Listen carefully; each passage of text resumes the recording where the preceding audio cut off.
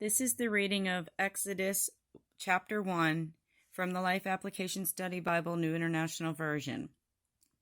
These are the names of the sons of Israel who went to Egypt with Jacob, each with his family: Reuben, Simeon, Levi, and Judah; Issachar, Zebulun, and Benjamin; Dan and Naphtali; Gad and Asher.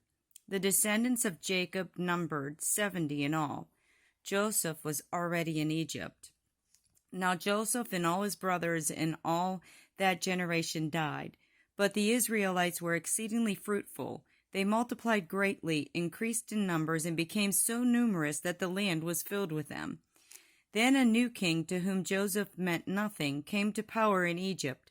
"Look," he said to his people, "the Israelites have become far too numerous for us. Come, we must deal shrewdly with them, or they will become even more numerous, and if war breaks out, will join our enemies, fight against us, and leave the country." So they put slave masters over them to oppress them with forced labor, and they built Pithom and Ramesses as store cities for Pharaoh. But the more they were oppressed, the more they multiplied and spread.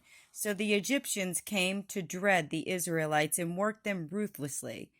They made their lives bitter with harsh labor and brick and mortar and with all kinds of work in the fields. In all their harsh labor, the Egyptians worked them ruthlessly. The king of Egypt said to the Hebrews' midwives, whose names were Shiphrah and Puah, "When you are helping the Hebrew women during childbirth on the delivery stool, if you see that the baby is a boy, kill him. But if it is a girl, let her live." The midwives, however, feared God and did not do what the king of Egypt had told them to do. They let the boys live. Then the king of Egypt summoned the midwives and asked them, "Why have you done this? Why have you let the boys live?" The midwives answered Pharaoh, "Hebrew women are not like Egyptian women. They are vigorous and give birth before the midwives arrive."